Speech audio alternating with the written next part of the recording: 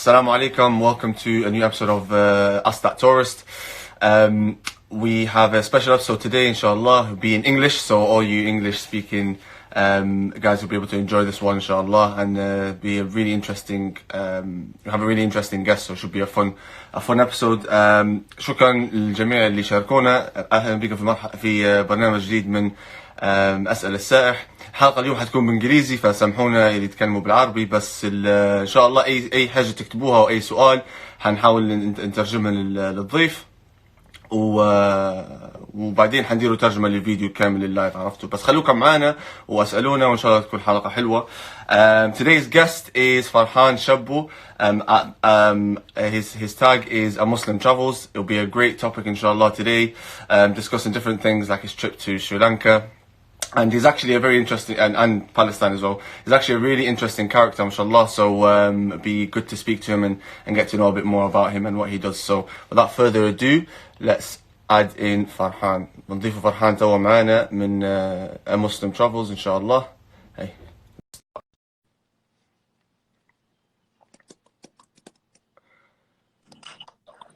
Assalamu alaikum. Salam wa rahmatullah. How you doing, bro? You good?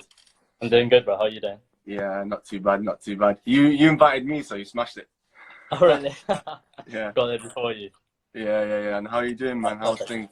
I'm doing good, man. How are you? Is the visuals and everything okay on this, yeah? Yeah, you're sounding good. All right. How's things? Where are you at now? I'm in London right now. I take it, yeah, you're in Manchester. I was there a few weeks ago, but yeah, talking out London. Obviously on my story, you might see some stuff from Jordan. That was from a while back, but I just thought, it's something that I hadn't posted about, so I thought, let me share that as well. Because obviously there's so many places that sometimes you go to and we just don't get a chance to talk about them, right? So I thought that this was quite a good opportunity to sort of tell people about the Middle East. And I mean, it's not necessarily a place that many people go to either, so I thought it'd be quite good to chat about that. But yeah. Absolutely, man. How's things? How's London? How are you feeling? London's good. London's good. It's been 5 years now since I've been down here. Grew up just outside Manchester in Bolton. So yeah, closer to your ends, I guess. Yeah, definitely. Yeah, I guess sort of local. I mean, obviously we'll come to this topic, but it's sort of this idea that once you start traveling, it's difficult to stay in one place, right? So it's like, obviously, even though you're in Manchester, I'm in London, there's still that idea of sort of, I don't know, it's that concept of wanderlust, right? You sort of constantly want to be elsewhere. You sort of, and obviously because of Instagram as well, you sort of always seeing pictures and videos of people in different places. So it sort of has a weird attraction that you sort of constantly want to be somewhere else, somewhere where you know currently. To be honest with you, you've lost. You ain't got the Mancunian accent or the Bolton accent at all. But the guy's got a proper London accent now. I don't think I ever had it, to be honest with you. I think maybe growing up I sort of had it a little bit, and then once I went to college, I think I slowly lost it, and now 5 years in London, so yeah, completely lost it. I think. No, it's selling out, man. Then again, you don't have a Glaswegian accent. That's different, man. I was 4 when I left. Different to when I wasn't in college. So yeah, man, we have a few questions from a few people and myself as well. We'll be discussing through them, and at the end we'll get some of the comments that people mention, inshallah. So everyone, please put in some comments. We'll look through them at the end, and be any questions, anything that you might want, please put them through. It'll be really good. I'm going to say this in Arabic now as well, so anyone that's joined us a little bit later. يا جماعة كنت تسألوا أي سؤال حطوا لنا توا في النهاية، حنديروا فقرة نتكلم على أي أسئلتكم ولا أي حاجة تكتبوها مثل تعليق ونناقشوها أنا وفرحان بإذن الله. So let's get straight to it, man. What made you start A Muslim Travels? What made me start?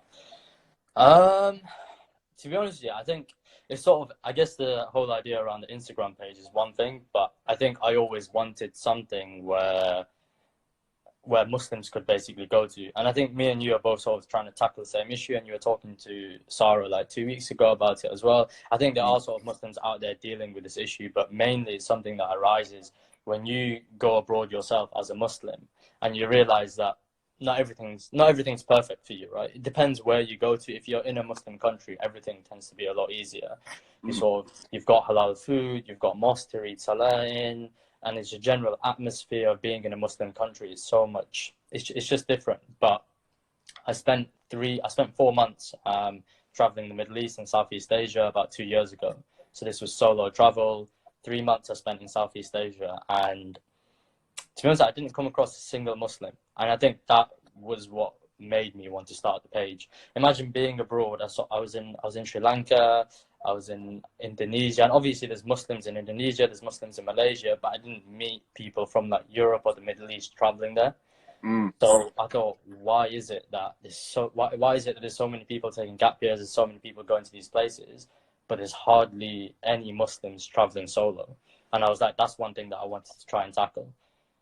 If I started a page, I thought to myself, maybe I can try and encourage people to actually get out there and travel themselves, right? I've done sort of, in that trip, I went from Sri Lanka to Malaysia to Singapore to Indonesia to Vietnam to Thailand. And if you think, if you go to 6 or 7 countries and you don't come across like fellow Muslim travelers, and it's just a weird concept. And I thought, sure, there's so many people out there missing out on this opportunity, and it's like we spoke about before, right? People go to Dubai, people go to Sharm el Sheikh in Egypt, people go to Marrakesh, people go to Marmaris in Turkey, but people don't go to all these other places because they're so used. They sort of want this idea of comfort. They want to be comfortable. They want to sort of be in a resort where they've got all this halal food. They don't really want to put themselves in an uncomfortable situation. That's what I find sometimes. But I feel like you have to put yourself in that uncomfortable situation in order to.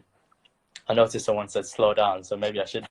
Maybe I speak a bit too quickly. No. Yeah, no, you're all right, to be fair. I think. I think that's the idea, right? That people sometimes need to put themselves in an uncomfortable situation in order to develop, because I think that's what traveling is sometimes. Traveling is you going to a place, looking for new experiences, and through those new experiences becoming a slightly different person, and coming back to, for example, London or Manchester or wherever it is that you're from, and coming back that slightly different person because of the experiences that you've had. And I felt like sort of starting this page would encourage people to do that. And alhamdulillah, I think they have. I had a friend that I was with a friend yesterday, and he went to Shanghai, he went to Canada, he went to China. And obviously we were talking about the whole Uyghur situation in China, and it's sort of opening up your eyes to what's going on in the world. Because obviously when you're sort of sat in when you're in your own home or you're with your own friends, you can obviously talk about issues like the Uyghur situation, you can talk about Palestine, you can talk about the Israeli-Palestinian conflict, you can talk about what happened in Sudan, but it's like it's such a different feeling when you're actually there. But it's such a big difference. Like, for example, I'm sure we'll come on to the Palestine stuff. We will do, yeah. I've been there a fair few times, and I feel like that's what a lot of people want to hear about sometimes. But so, I mean, inshallah, I'll be going back this Ramadan, and it'll be my 5th time that I get to go. And it's weird because you sort of have these experiences, but also I know I'm super privileged to have these experiences because I meet so many Palestinian brothers and sisters, and they can't go themselves. And I think, me, someone that was born just outside Manchester gets to go to Al-Quds, but someone that is in Al-Quds doesn't get to go to Al-Aqsa. I know. That's crazy. And you just think, and then I think it's moments like that let you appreciate, oh, okay, this is such a good opportunity. And anyone that has a passport that allows them to travel, you should take the opportunity and sort of broaden your horizons, I think. Absolutely. No, mashallah, bro. You sound like you've had some fair experiences so far, mashallah. Yeah, so it'd be good to tap into them. To hit onto some of the things that you were saying, like, mashallah, there's a clear reason why you started this, and like you were saying, it's very similar to what I've done. In terms of like trying to, it's really frustrating how, especially from people around us here in the UK, Muslims here, usually, and Arabs as well that I know, and people from different countries, and Muslims living in different countries, they just seem to just go Turkey, Marmaris, like you're saying. Yeah. And I think one of the biggest things about us as Muslims here in the UK is we have a lot of, it's quite easy for us, if I'm being honest. There's a lot of halal places to go, especially people who are living in the cities. There's a lot of halal places to go to. There's a lot of, we usually stick in our communities. So when we go and travel, we want that similar ease when we go to certain places, and we want to go Turkey because everything's halal. We want to go Dubai because everything's halal, and it's just what we're used to. But there's other countries, there's other things to discover, other cultures, other history that we as Muslims can learn about. Yeah. And also, them countries start to learn more about us as well, because they'll be more aware of what we do and how we kind of, what needs do we have that they can satisfy. So yeah, absolutely. Like you're saying, anyone who has a passport. I think it's like it's a fine line between the two, right? Because on the one hand, you want to experience cultures outside the Muslim world, but having said that, I mean, even the stuff that I'm posting about Jordan right now, or if you look at any of my Palestine stories, or if you've been to Morocco, if you've been to Egypt, there's so much to offer in the Muslim world alone. But also, it's like when people go to places like, if you go to a place like Jordan and you go to Petra and you go to Wadi Rum, or you go to Jarash and Ajloun, you can have such a different experience than you would have if you go to a place like Sharm el Sheikh and sit in the port. And I think for some people that's what they're after, but I feel like most people today, at least in 2020 anyway, are looking for something there's this whole idea about off the beaten path, right? And I feel like a lot of people are looking for an experience different to the norm. And I think, like, why not, right? Because you see all these pictures of these places over and over again, but everyone's looking to have their own experience at the end of the day, something that they themselves can look back on and think, oh yeah, that was my experience. It was different to what everyone else had, but I still hold that experience to myself. Absolutely. There's an amazing comment that I just read here really quickly. I want to pick it out. It says, traveling is more than a halal McDonald's or Hardee's. From 7. That is absolutely correct, man. I'm not gonna lie, it's good to sort of go to Morocco and have like a Big Mac, or I think they have like different versions of that McDonald's, but it's so much more than that. Exactly. Yeah, honestly. Absolutely, man. So yeah, we've actually tapped into the topic that I had here, which was like Muslim travel habits. But just to expand on that a little bit more, is there anything that you feel like, do you feel like you're different, or do you feel like this is a new generational thing where a lot of the younger Muslims want to actually go and experiment and not do what their parents did or anything like that? What do you think? I think it's a generational thing. It's at the end of the day, it's not about me and my page. It's not about you and your page. It's about the idea that Muslims, or young Muslims at least, like anywhere from like 16 to like 30 or even older, to be honest with you, because I've been, when I was in Uzbekistan a few months ago, I met this like really old couple, and they were just traveling. They were a Canadian couple, a Muslim Canadian couple, and they were traveling there in Kiva in the desert. And it was just amazing to sort of see people of completely different age ranges still experiencing the world, right? Because I think everyone has a desire to experience the world and see it with their own eyes. But I feel like Muslims in today's world, at least, I feel like a lot of people, their parents would have been first generation immigrants coming to the UK, for example, or going to America. And now we're not immigrants, we were born here, right? We were born in these countries, and we sort of want to expand our horizons. A lot of the time, people want to go back to the country where their parents are from. So for example, I've been to India, right? A lot of people go to Pakistan, or for example, you've been to Libya, you were in Libya recently. And sort of having that experience as well is something that's very different, because that's more of an experience where you connect with your own home country, and it's something that's unique to you personally, connecting to your own home country. Like for example, when I went back to India, Gujarat, that was an experience for me that no other country could really offer what experience I was having there, because I felt like I was connecting with my roots. And you only really feel that if you go to a country where you sort of have those roots. And I don't feel as if any other country can offer that. But I feel like when it comes to Muslims of today traveling, I just feel like a lot more people want to do it, and why not? To be honest with you, it's something that, I mean, if you have the opportunity to do it, quite simply, why not? I feel like you hit on a really great point there, where you're saying parents, like, they've come here. It's almost a lot of them have come to survive, and they're here. They survived. They traveled. They came from what for them was probably quite a difficult situation they're in our home countries, and then they came here, and it was all about survival. It was all about working and finding the best thing that they could do for us, their kids, and giving them the best platform for them to go and blossom almost. But ultimately, for us, it's like, okay, yeah, we did that, but there's a country we've grown up in. We don't need to be limited by this. We want to go and explore. We want to go understand about ourselves more and go and see different countries. And I think that's when you were saying earlier, it's a generational thing.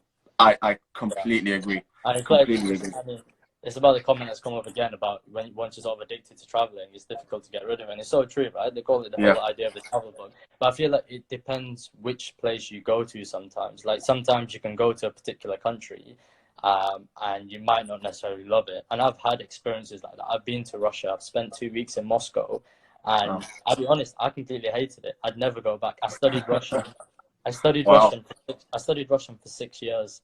And my intention was to go and live in Russia.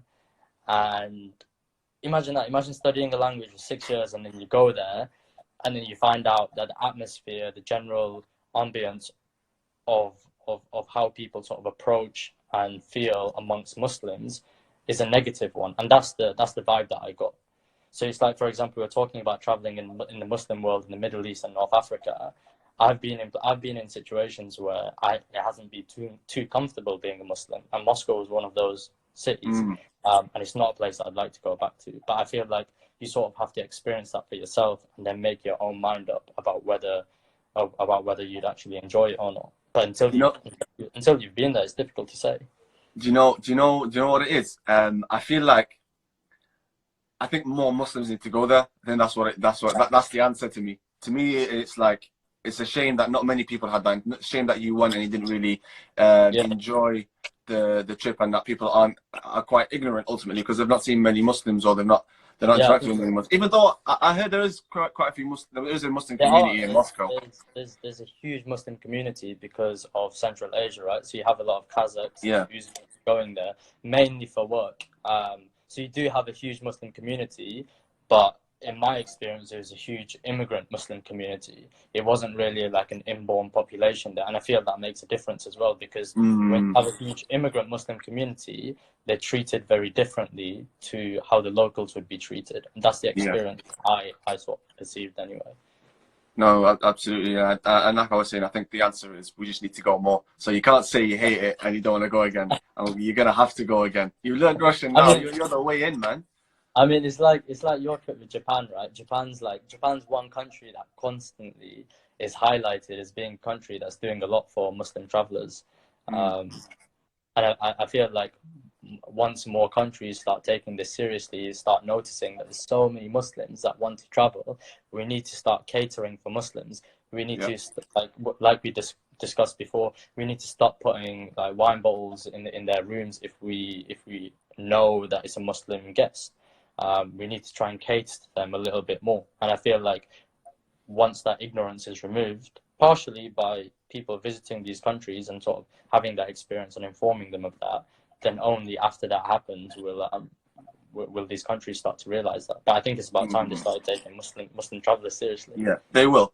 Believe me, they will. Having worked in that industry, they're really starting to take Muslim travelers because there's a big market. It's a big untapped market. So they definitely will. I just want to comment. Adam Brewster says Japan is too far. Nothing is too far anymore. Nothing is too far anymore. It's just a flight. It was far 300 years ago. It was that, and then it was far. Now it's not far anymore. So I want to ask you a bit about your traveling. So did you say when you went across Southeast Asia, did you do that yourself on your own? So you were traveling on your own. So basically it started. So I started in Palestine. So I spent Ramadan in Palestine. From there, I spent some time in Turkey. And then after Turkey, I went to Sri Lanka, spent 2 weeks traveling in Sri Lanka, which is absolutely beautiful country. I think it's one of my favorite countries I've ever been to. I've got a question about Sri Lanka for you as well, but yeah, go on. Amazing. And then from there, this was it. Sometimes I'd just wake up and I'd be like, oh, I want to go to a different country, and I'd just book a flight because I had like a few months. And once I was there, I didn't really have a plan. Everything was like off the cuff. So this one day I remember I was in Malaysia and I was like, okay, I've spent 2 weeks here. I want to go do something else. So I literally woke up in the morning, went onto Skyscanner, booked a flight to Singapore, and then next thing you know, I was in Singapore. And that's the great thing about Southeast Asia, right? It's like, I feel everything is so cheap. The flights are cheap. So A flight cheap, costs you like £20, 20 quid for a flight, honestly.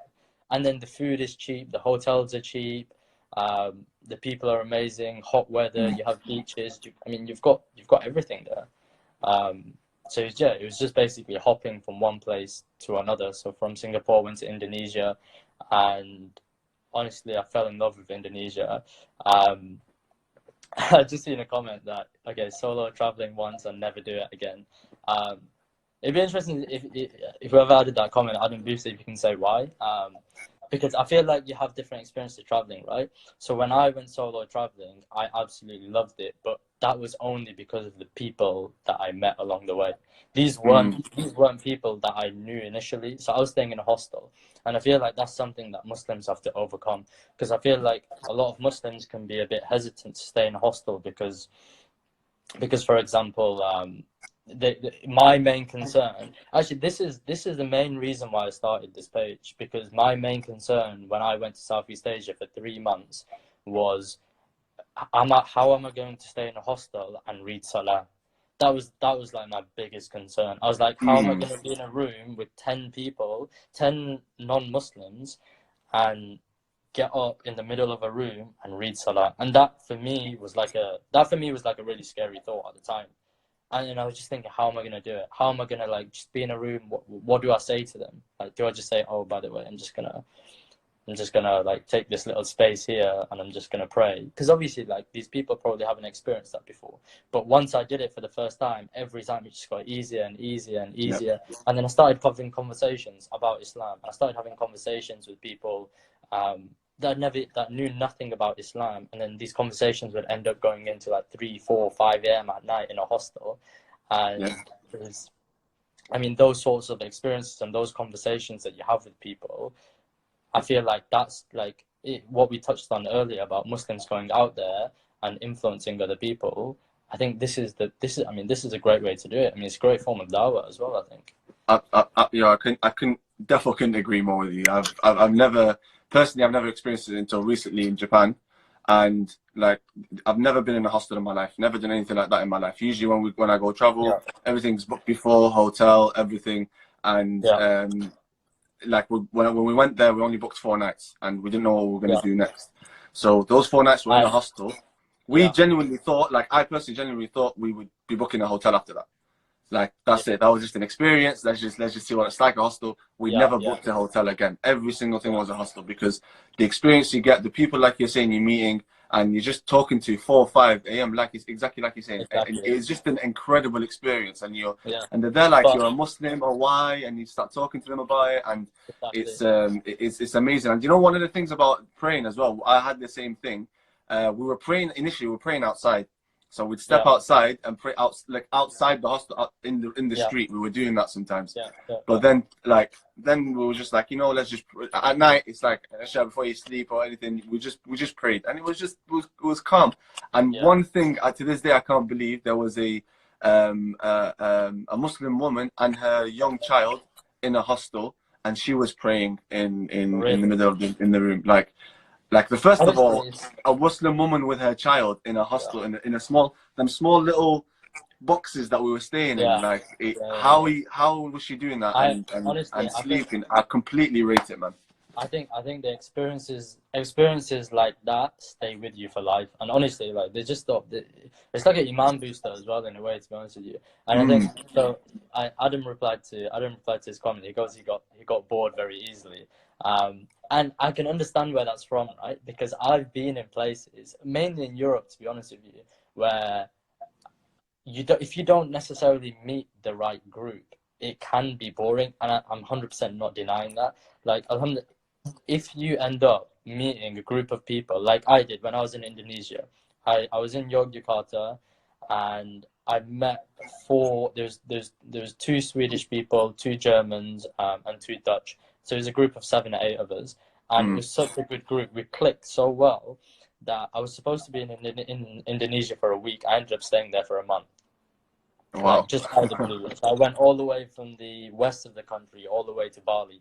So I went through Yogyakarta, Mount Bromo, Mount Ijen, Bali, and then I was supposed to fly to Lombok, but there was a volcano there, so I couldn't. But honestly, I feel like if you put yourself out there as well, which is what Tariq said, if you do have a proactive mindset, I think that's bang on. Like, you have to be willing to put yourself out there, be in that uncomfortable position, but by being in that uncomfortable position, you can really have an amazing time, I think. But you have to take that risk in the first place. If you don't take that risk, then you're not going to be able to benefit from the experiences that you can have when you do solo travel.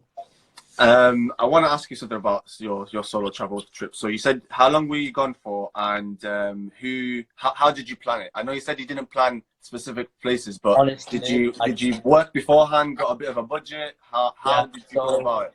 Everyone's always concerned about budget, right? So my Southeast Asia trip, I'm pretty sure it cost me, I think it was, so once you pay for your flights from let's say return flight from London to Bangkok, that would cost you about £600, right? Everything in between, dude. When I was in Bali, I was paying £1 for my hostel. £1. I was paying £1 for my hostel, and I was paying £2 for my motorbike, and I was paying about 50p to eat nasi goreng, which is just amazing food, like every day. So I was like, I could literally, I didn't have. Where was this? This was in Bali.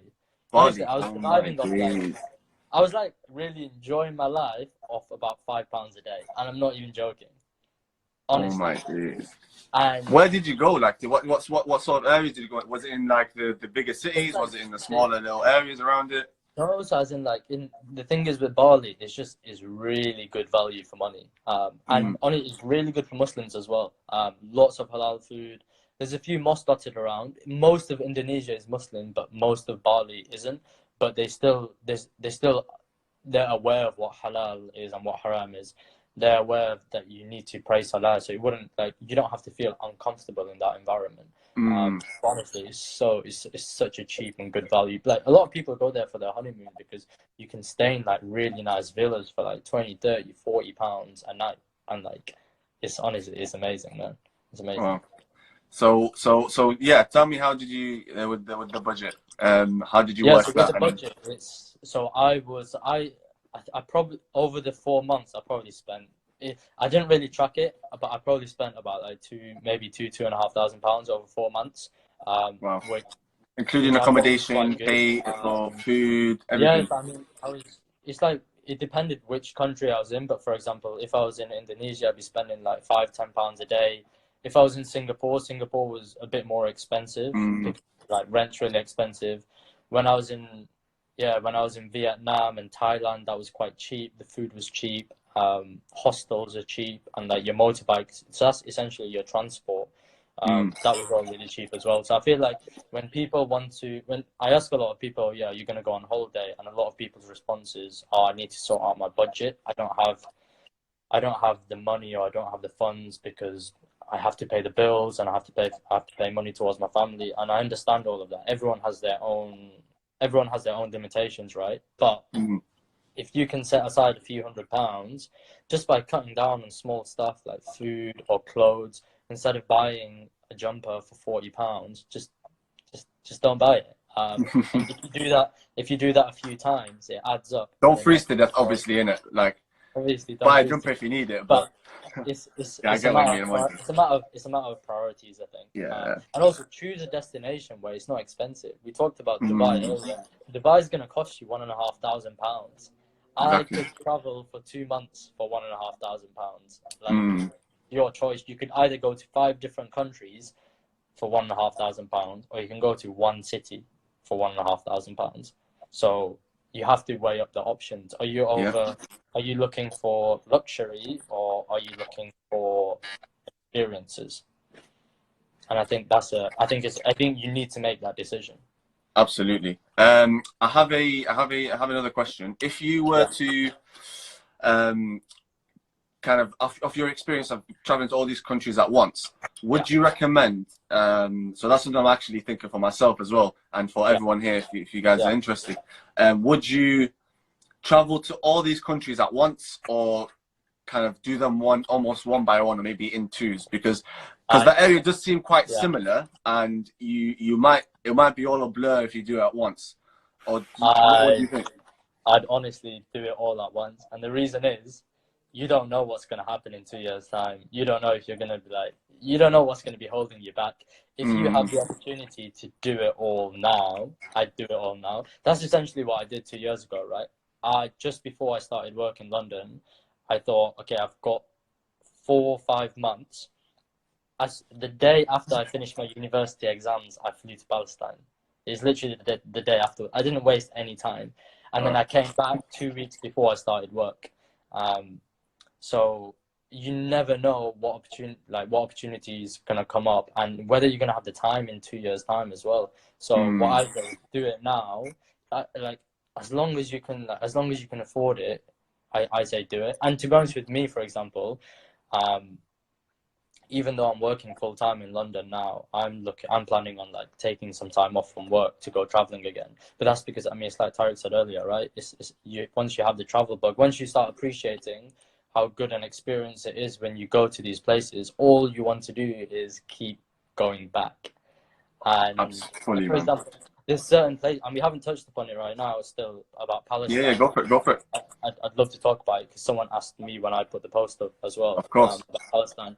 And Palestine is literally the one place where I would go back to every year, and I have gone back to every year, alhamdulillah, for the last 4 years. Because there's certain places in the world where when you go to them, you realize that it ticks every single box.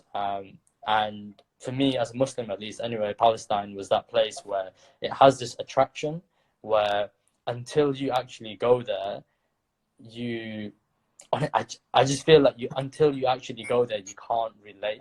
But once you do go there, you can 100% understand what I imagine mean. it being unreal, That it has this, it's the people are like some of the most generous people I've ever met.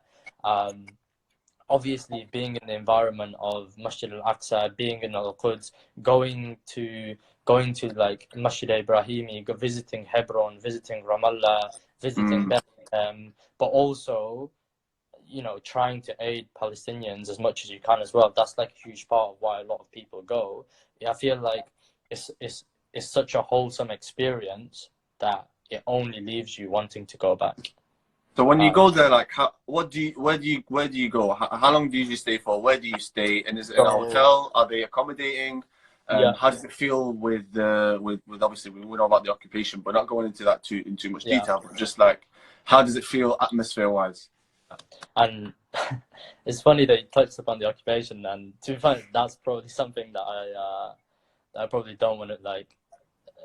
The thing is when you go to Palestine, so you fly to Tel Aviv, which is in Israel. So there's 2 ways of getting there. You either go to Jordan or you fly to Tel Aviv, and then you take a coach to Jerusalem. I usually go for about 2 weeks. I stay just outside Al-Aqsa, so I'll stay about a 5-minute walk from Al-Aqsa. So that's like perfect, because as soon as you hear the adhan for like Fajr or Maghrib or Asr, you can walk to the mosque, and and by the time you walk there, you pray your Sunnah Salah, and then Jamaat starts. So I'd recommend that everyone stays in a hotel close. In the same way as if you go to Makkah and Medina, you want to stay in a hotel that's close to the Haram, right? That's close to Haram Sharif, because you don't want to be wasting time. Instead, you want to be spending most of your time in those sites, because these sites have something special about them. And that's probably part of the attraction about coming back to them, right? There's a certain appeal. As Muslims, we sort of have this attraction to constantly go back to these places.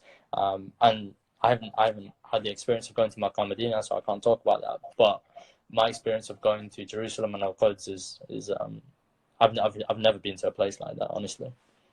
No, it's like, it's just one of them places, isn't it? You've grown up your whole life seeing it, and kind of it's in you to just always want what's best for that country, and to kind of wish that it finally it ends what they're going through. And I could talk for hours about my experiences in Palestine.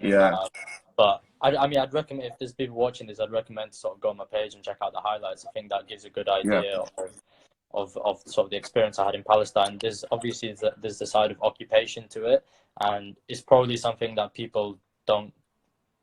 Well, I don't necessarily want to talk about it too much as well, because there's a lot of I mean, when you're trying to get into the country, there's a lot of hurdles, right? Your social media they troll through your social media to make sure that you haven't got anything that would prevent you from going to the country. So there's that process can be quite difficult, and it goes back to what I was saying before about the passports. Not everyone can go to Palestine. No. Not everyone from Arab countries can go to Palestine. But that's also the reason why people like you and me start these pages, right? Because we want to show people these places because they can't go there themselves. So it's not only about me experiencing it, it's about me allowing you guys to come on that journey with me. And that's why we put effort into our videos and our stories and stuff. It's not for ourselves, it's so that you guys can have an appreciation of what that experience was like were you to be there. Couldn't have said it any better, man. So I want very quickly. We're obviously there's no limit on time, but just to keep people as interested. I have two more questions before we get into the comments. Yeah. First one is so when you went to Sri Lanka, this is a very specific one. That did you sleep on a train? Did you stay on a train? And like what was happening there? What was going on? Honestly, I've been on so many train journeys in my life. So when I was in Sri Lanka, it's supposed to be the most famous train ride in the world. It's called the Blue Train. It takes about 7 hours, and it's one of the best train journeys I've ever been on. You're going through like mountains and tea plantations, and like 1 second you're in the cloud, and the next second you're down from the clouds. It goes from Ella to Kandy, and it's one of the most scenic train journeys. I've also, when I was in Uzbekistan, I did a 10-hour night journey from the east of the country to the west of the country, and then I had to sleep on the train. But I think the worst thing about those long train journeys is going to the bathroom, man. I don't know if you've been on a long train journey in like a developing country. I haven't, no. Mate, no, it's painful. like, are they just? Is it just because they don't stop and clean them, or they never clean? No, which one is it? They're not clean. You're constantly like having to move around, and you really don't want to be you don't want to be doing that on the train. Honestly, it's painful. But it's still a great experience, though, yeah. Oh yeah, 100%. Like I wouldn't change it anything. I wouldn't change it for anything. And how are they? Did you sleep on those beds? Like, are they clean the beds at least? Like, so these trains, when you have really long trains, when you have sorry, I've just realised I've got a bunch of mates spamming me in the comments. When you have really long trains, they have different compartments, right? So they have different sections. So you have like the normal seats that you'd get on like a Virgin train if you're in the UK, where you just sat upright. But then you also have the sleeper section. So it's like, you know, in Harry Potter, where they have those 4 compartments, they have the 4 beds, like a little cabin. It's like that. I mean, you don't have much space, but at least you get to sleep, right? And also you don't have to pay for a flight. So it's quite smart, really, because you don't have to pay for a flight. You don't have to pay for hotels. It's just 2 birds, 1 stone. So that is true, to be fair. And you can stop off obviously along the way, any place you want to go, experience it, and then get the train again and sleep on there for the night, etc. Exactly. It works out, does the job. Smashed it. All right, so last but not least, what are your 2020 travel plans? Ooh, honestly, I'm too last minute. Are you one of them ones? I've got a few things in the plan. So inshallah, I'm planning on going back to Palestine in May. That's, I think, something that's definitely going to happen. I also... Say that again, sorry. So I want to go to Palestine in Ramadan. Palestine again, yeah? Yeah, in May. And then I was discussing with some mates yesterday about going to Pakistan. Because, I mean, there's some amazing places like Hunza Valley. Pakistan's supposed to be like one of the most beautiful countries out there. And it's one that I've been to. Yeah, so I want to go to Pakistan. And I was thinking of going back to Southeast Asia. You love that side. You're not thinking about the other side at all? What's that? You're not thinking about the other side, South America, North America? No, not yet. I don't know why. Like the Americas, anyway. I think like North America doesn't have too much of appeal to me because it's quite developed, and sort of compare it to Europe. South America, yes, but not right now. I feel like Southeast Asia, I've been there and it has so much more to offer. I mean, you've been to Philippines. Philippines is one place I've always wanted to go to. Right now, there's a volcano situation there, so yeah. But Philippines is definitely on the list. But I'll Yeah, be hitting mate, you have to, yeah, definitely let me know. You have to hear it, man. Yeah, it's just a must, innit? And to be honest with you, I'm gonna be calling you every 2 minutes because I want to hit half of the places, at least half of the places you've been to, mashallah. So that's really good. what about you? I also, you know, I wouldn't sleep on. Sorry. What are your 2020 plans? Me, I don't know yet, but there's something very soon, inshallah. Something very soon that is confirmed that we'll be announcing soon, inshallah. So it should be a good one. So keep your eyes out for this week. And what I was gonna say was, yo, don't sleep on South Africa, man. Like, That's sorry, true. Africa in general. Africa in general, sorry, not just South Africa. But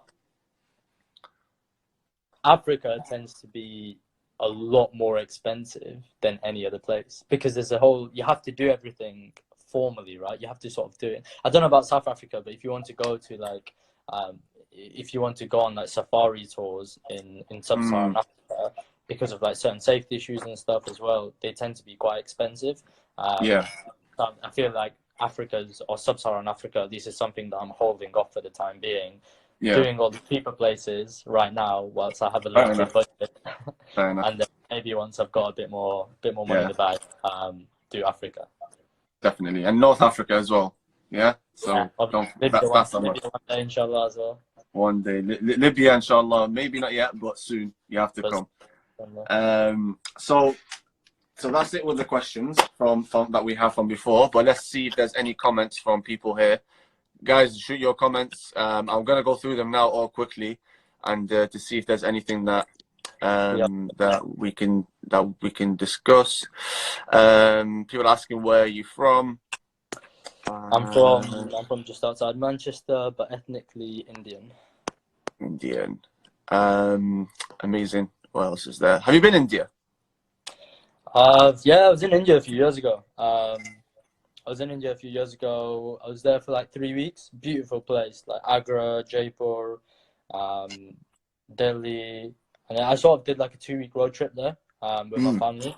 So it was sort of like it was like I mentioned before. It was half of it was going back to my roots and like spending time with my grandparents in Gujarat, but then the other half was like I'm in India. I don't only want to stay in like a village. I want to experience. It's a huge country, right? I feel like if you spend 3 months in India, if you spend a year in India, you wouldn't be able to fully see India. It's just too big. I can imagine. It's just too big. But there's so much. But India's such a vivid and lively country. Like if you're in the south of the country, it's very different to the north. The south is very hot, very tropical, like Kerala. The north is quite cold, mountainous, but you have beautiful places like Kashmir. So very, very different experience depending on where you are in India. I have a few friends from India on my uni course, and yeah, man, the way they talk about it, there's some people that come from the mountains, and it's all snow everywhere in the pictures that I see. Coming where it's just desert almost, and it's so hot. So you get everything there, don't you? Yeah, it can be very different. There's someone that's to Morocco as well, and that's going to be an amazing trip. I absolutely love Morocco. I went it was one of the first places that I went to. Sort of I think the highlight of that experience was Sahara Desert, so I'd recommend going to the Sahara Desert because I went to Marrakesh, Fez, Agadir, and then Sahara Desert. But like, I feel like being in the desert is an experience that, I mean, you're not gonna, especially if you're someone like me that's like always grown, like that's living in a city right now in like central London. I feel like going and having the experience in a desert where you can just switch off completely, get away from technology, just get away from social media as well. And I think everyone needs that every now and again. So 100%. Highly recommend going to the Sahara Desert. So, you know, Sarah that we did the interview with 2 weeks ago. She's right. She went to Dubai recently. Yeah. Like this last week, and she was in a she was in like have you seen that? It's crazy. It's crazy, but it's also it's weird because I thought it seems like a really cool experience, but also, in my opinion, a little bit artificial, right? I get what you're saying, yeah. But just so that I let everyone I know feel like what it is, just so everyone, because we didn't really describe it. She's like right in the middle of the desert in Dubai, and like there's nothing. All she sees is like sand dunes. She just can't see anything else. But obviously there's like a little place for them to sleep, and it's like very nicely done. And there's food, etc. So it's kind of like it's definitely a very well packaged experience. yeah, But 100%. ultimately, it's better than nothing, I guess. It's Sorry, go 100% on. What were you better, gonna say? but it's like, so for example, we talked about Sahara Desert in Morocco. On my stories right now, I think you can see some stuff about Wadi Rum in Jordan. If you check out my Uzbekistan highlights, you can see the Kizilkum Desert in Uzbekistan. And I feel like those were very raw experiences where you experience what it's like being in a desert, away from like the luxury niceties of like, it's just you're in a camp, it's cold, and you've got a starlit sky, and you're surrounded by sand. And I feel like just having a raw experience in a desert is something that stays with you forever, to be honest with you. But yeah, if you're going to Dubai, then I do what you did. What I was also going to say, that sometimes it's easier for us as guys to say that. Sometimes it's like the element of, if you're a girl, safety element or anything like that. Unless you're going in a group, it might be okay. But if you're going maybe on your own, or if you're going with a group of girls, then it might be something that people have hesitations, and that's one of the things as Muslims that we kind of need to be aware of. So and when me and you are kind of pushing content out as well, it's kind of catering for that and understanding that as well. So but I agree with you. I like, obviously personally would want to do what you did. It's weird, right? Because obviously we've got two guys, right? And there's people out there like Sarah that are tackling this idea of women traveling abroad, right? Muslim women traveling abroad. And I said at the beginning that I think more Muslims should be getting out there and having those travel experiences. And I didn't, to be fair, I didn't point out that for some people it's more difficult, right? For women traveling in certain locations, it's more difficult. You know, when I was in Sri Lanka and stuff, I sort of came across certain people, like certain women in hostels, and they would have had certain experiences that I couldn't relate to, because I wouldn't have had those experiences. But I think that's why it's great to have people like Sarah on this platform, and other Muslim females traveling and putting their experiences out there so that other women can relate to it. And I think that's exactly what we need. Absolutely, man. Couldn't agree more. I have one question that says, it's in Arabic, so I'm going to read it out in Arabic and then I'll translate it. أفضل دولة للسياحة وما هي أوقات المناسبة للسياحة. So what is your favorite country to that you travel to for tourism, and what are the best time of the year to go? I know you said Palestine, but maybe another, is there another one? Funny that you said. So what's the best country that I'd go to? For tourism, yeah. For tourism. Ooh. Yeah, honestly, it'd either have to be Sri Lanka or Indonesia. There's so much to do in those two countries. Like, you can I'll break them down. So Sri Lanka, you've got some of the most untouched beaches, right?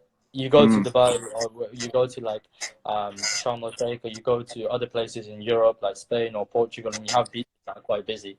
You go to Sri Lanka and you have empty beaches, literally empty beaches all the way along the coast. But then you also have the mountainous regions, you have these train journeys that I was describing, and it's just very pure, because tourism hasn't touched Sri Lanka that much.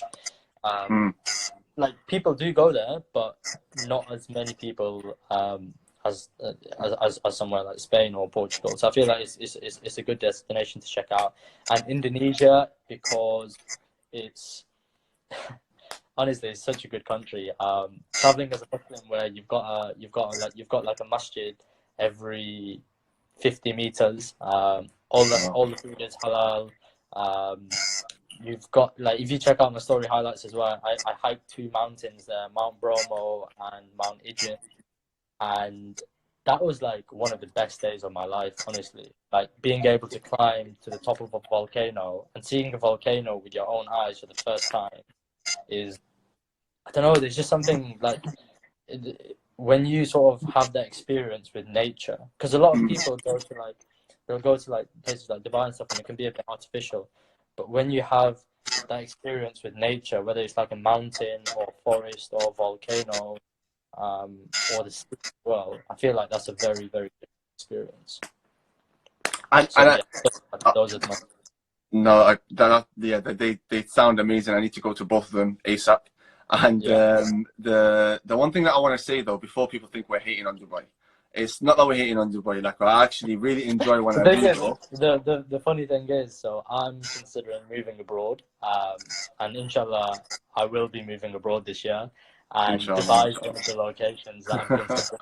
So whilst I've completely said that Dubai is very artificial and everything, I've been a bit hypocritical there, but there's so many aspects of it that are good.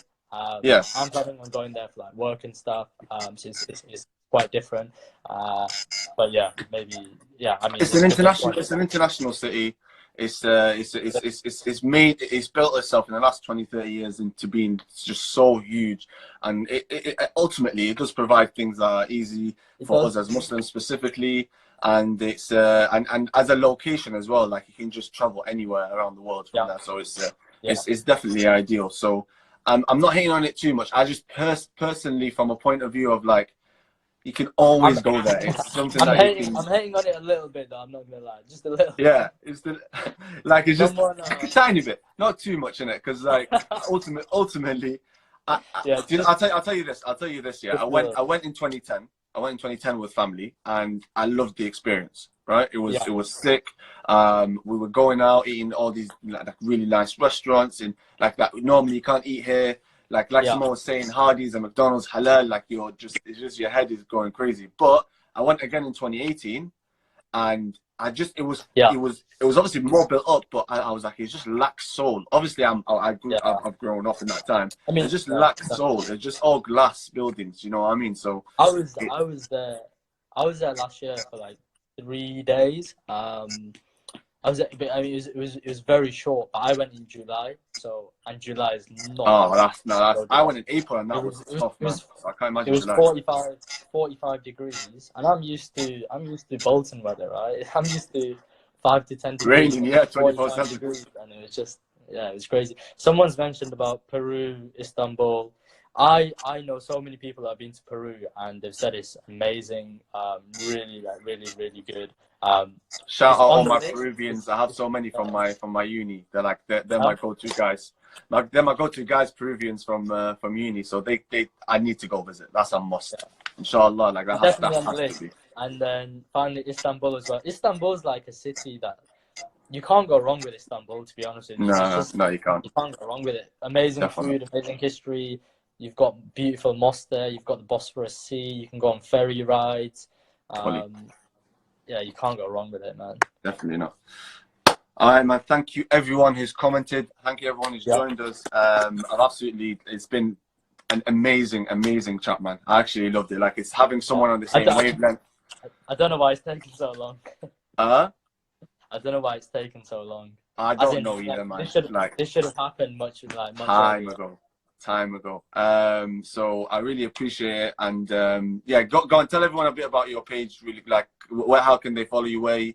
What's your tag? So Muslim Travels. I'm sure Muhammad will sort of put the tag as well. Hopefully, I should be going to a few more places this year. Someone's asked when I'm considering moving this year. I'm hoping that something's sorted out by this summer at least, anyway, because. I'm either going to be. I think I'm either going to be moving abroad, or I'm going to be taking like a long time traveling, so like 6 months to a year, and just take a long break from work. But I've also got a website coming out where we discussed this earlier, where I'm hoping to sort of have on one page all these different travel experiences and go in a bit more depth, talk about my actual experience about being there as a Muslim. So it's going to be a bit more in depth. Hopefully that should be coming out in the next month or so. But yeah, stay tuned. Inshallah, man. Absolutely smashed it. Really appreciate your time.